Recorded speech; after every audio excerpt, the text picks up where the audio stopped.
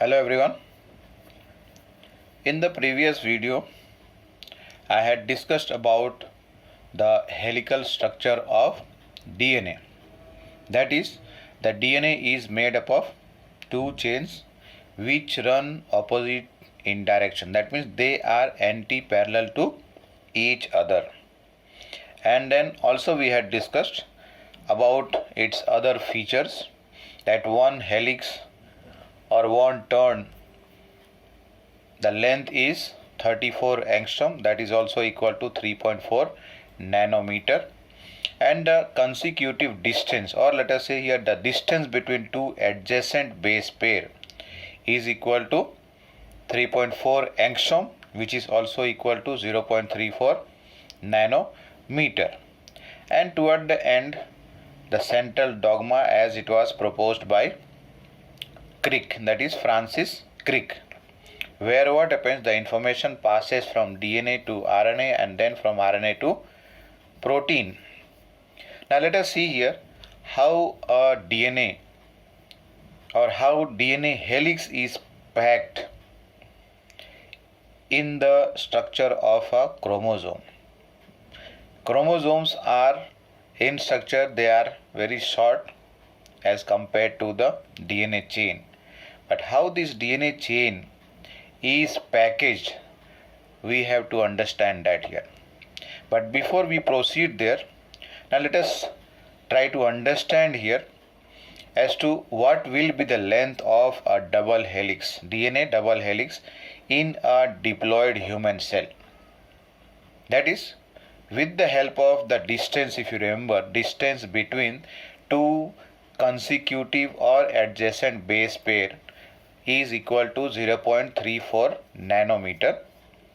That can be converted into meter, and that will be equal to 0.34 multiplied with 10 to the power minus 9 meter. Nanometer, 1 meter is equal to 10 to the power minus 9 meter. So that's why here what I am talking here, to calculate the length of the DNA double helix. Here in case of a mammalian cell, let us take here example of human being, where what happens, as I said just now here, that the distance between the two adjacent base pair is equal to 0.34 nanometer, that is equal to 0.34 multiplied with 10 to the power minus 9 meter. So how to find the length of DNA double helix in a diploid cell? Total number of base pair, that in the beginning of the chapter, that value we had discussed. Recall this, that is the diploid content of human DNA, that is equal to 6.6 multiplied with 10 to the power 9 base pair. That means the total number of base pair is equal to 6.6 multiplied with 10 to the power 9 base pair, and that is going to be multiplied, or that has to be multiplied with the distance between two adjacent or consecutive base pairs, which is equal to, here conversion already I have done, so that is equal to 0.34 multiplied with 10 to the power minus 9 meter. That is per base pair, meter per base pair. Now here, if you see here, base pair is given here and this is in division, so this you can cancel. What will be left at the end will be only meter, and here plus 9 to the power 10 to the power 9, and here it is 10 to the power minus 9. So when you are going to solve further, this minus 9 and 9 can be cancelled. Now further, what is left is only 6.6 multiplied with 0.34, which if you multiply further you will get 2.244 meter. So approximately we can say that the length of a DNA double helix of human being is equal to 2.2 meter approximately. Now if you compare this 2.2 meter, and when you compare that with the size of a cell, the size of the cell is in micrometer, which is in the what you can say, dimension of 10 to the power minus 6 meter. So how that 2.2 meter long DNA chain is packed inside and placed inside a cell which is very small. Even the nucleus is very small, at to the size of or at the dimension of 10 to the power minus 6 meter. So we have to understand in this topic as to how the polymer of DNA is packed inside. Let us see one more calculation. That is, if suppose that the length of E. coli DNA is given to us, how much? 1.36 millimeter. Now we have to calculate that. Calculate the number of base pair which is present in the length of the DNA of E. coli bacteria. And here the length of the DNA is equal to 1.36 millimeter. Now we need to first convert this into meter. So when we have to convert millimeter into meter, so we have to divide by 1000. Just remember, 1 centimeter is equal to 10 millimeter and 1 meter is equal to 100 centimeter. So when you multiply that 100 and 10, you are getting 1000. So 1.36 millimeter, when we divide by 1000, we will get we will be able to convert that into meter. So here zeros are placed in the form of powers here. That means 1.36 multiplied with 10 to the power minus 3 meter is equal to 1.36 millimeter. Now how to calculate the number of base pair? Length is given to us, just we have to divide that. Divide the length of the DNA by the distance between two adjacent or consecutive base pairs. With that is equal to 0.34 multiplied with 10 to the power minus 9 meter. So here meter in meter can be cancelled directly. And then here we are talking about minus 3 and minus 9 over here. So first of all, let us see here 10 to the power minus 9 and minus 3, and when you are taking this on the numerator side, it is becoming plus 9. So this you solve first. So minus 3 plus 9 is equal to 10 to the power minus 6. What is left here? 1.36 divided by 0.34. Decimal you see here, 2 decimal point here on the numerator, also in the denominator. So that we can directly write as 136 divided by 34. If you cancel this 34 by 2, 2's 1s are and 2 7s are 14. And this one 2 6 are 12 and 2 8s are 16. By the table of 17 direct, 17 1s are and 17 4s are 68. So this is equal to now 4 multiplied with 10 to the power minus 6. This is the number of base pair here. Here calculation was number of base pair. So the number of base pair here in the length of E. coli bacteria's DNA will be equal to how many base pair will be equal? Will be there 4 multiplied with 6, 10 to the power 6 base pair. We can write this one as 4 million because 1 million is equal to 10 to the power 6. Now how the DNA is packed here, that is our topic here. Let us see here in case of eukaryotes, like here prokaryotes. In case of prokaryotes, like let us say bacteria, E. coli bacteria, just now we have calculated the number of base pair in the length of a DNA which is equal to 1.36 millimeter. Here we are talking about that their size is again in micrometer only, and they do not have a defined or well developed nucleus.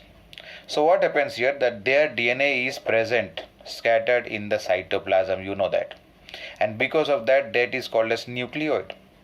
Because of that, it is called as nucleoid. But here DNA, if you remember what you have studied in biomolecule chapter last year, that is class 11, that in case of DNA is a negatively charged molecule. So this negatively charged molecule has to be bonded or has to be binded somehow to some positive charge substance, and as a result of that, the DNA is held with some protein or bonded with some proteins negatively charged DNA bonded with some positive charged protein, and they are termed as over here as nucleoid. And this is the region of the DNA bonded with protein. As a result of that, what happens? The DNA in the nucleoid is having an organized structure present in the form of a large loop that is held by the proteins. But when we talk about the eukaryotes, over here the packing is done in a more complex manner. It is more complex over here, that is the organization or packaging, how it is done. Now, as I said earlier, that DNA is having negative charge. So in case of eukaryotes, what happens here, that the DNA is bonded with some proteins which are positively charged, and these proteins are called as histone proteins. Histone and even non-histone proteins are there. Here it is histone we are talking. The structure that you can see in the figure here, that is the chain of DNA is wounded around the, that is histone here. This is wounded around the histone protein. Now this protein, how it is having the positive charge, and you know that protein chain or proteins are made up of actually amino acids. Proteins are made up of amino acid, and some amino acid like lysine and arginine, they are having positive charges. They are having positive charges. As a result of that, in this histone protein, the amount of these two amino acids are more here. Means the side chains of this lysine and arginine, which offers positive charge, is present. As a result of that, what happens here, that 8 histone molecules form a structure, and then it is winded or wounded by a chain of the DNA. So DNA is negatively charged and the histone protein over here is positively charged. Same structure what you can see over here, core of histone molecule, 8 are over here. Same thing has been shown over here, where what happens, 8 histone molecules are present. Out of that, 4 different types of these proteins are present, and 4 types means each of these 4 types are having 2. That means H2A, H2B are having 2 plus 2 here. 2 are there of HBA type, 2 are there of H2B type, and then 2 of H3 and H4. You can see over here one structure is there. This is H1 histone. This is H1 histone, which is a linker histone. Means it helps in linking of this DNA chain with the histone protein over here. As a result of that, the structure that is formed here, that is octamer of histone protein wounded by the DNA chain, it makes a structure which is called as nucleosome. Over here. Now, what will be the length of this DNA chain which is winded around the histone protein? Approximately it is 200 base pair. Approximately it is 200 base pair over here. Same thing, if you see here, 1 is there, this is over here in this figure, 2 have been shown here. If you see very carefully here, you will find the 4 different kinds of histone proteins are there, 2 of each kind.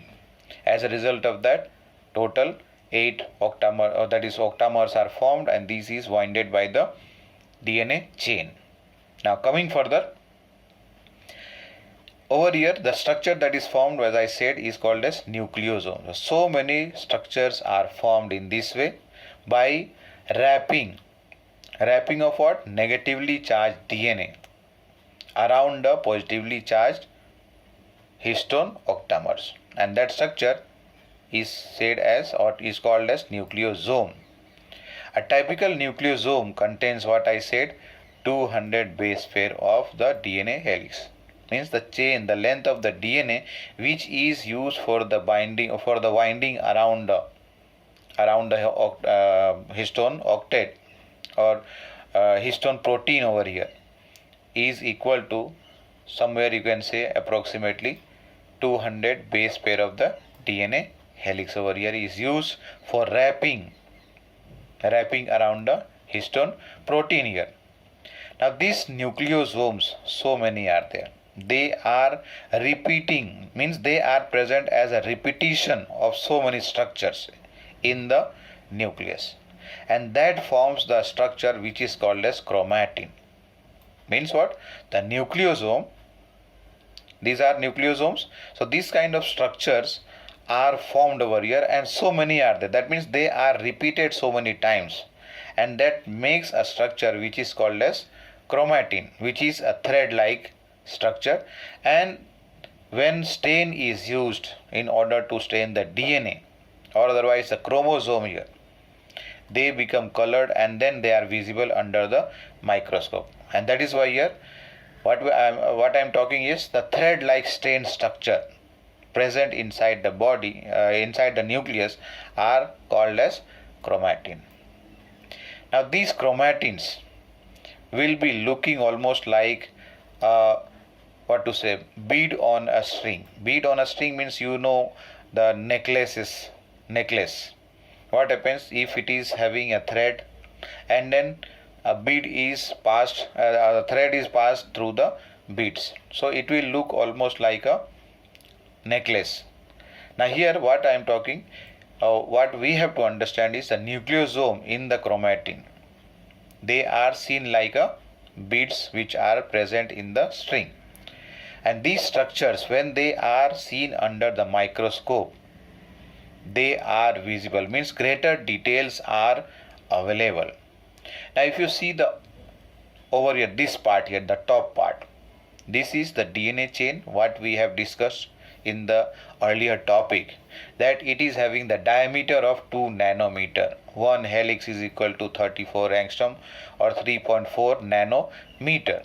Now that is further coiled, packed, and then it is wrapped around the histone protein here. So this is the nucleosome over here. Let us count here how many are there. It is very difficult actually to count in the chromosome, but in this figure we are just, let us see here, this is one of the nucleosomes, second one, third one, fourth, fifth, sixth, seventh, eighth, ninth, 10th, 11th, 12th, like this, so many are there. Now here all of these are constituting the nucleosomes. Now these nucleosomes are having the diameter of around 10 nanometer. 10 nanometer. When this is further coiled, again further coiling take place, and as a result of that, the structure that is formed here is called as solenoid. That structure is called as solenoid, and this is having the diameter of around 30 nanometer. Later on this is packed further and then develops 300 nanometer. Slowly it increases to 700 nanometer here, and that is called as chromatid then. If you remember the structure of a chromosome, where what happens, the chromatids are present here and they are held with the help of a centromere somewhere at the center or little bit far away from the center.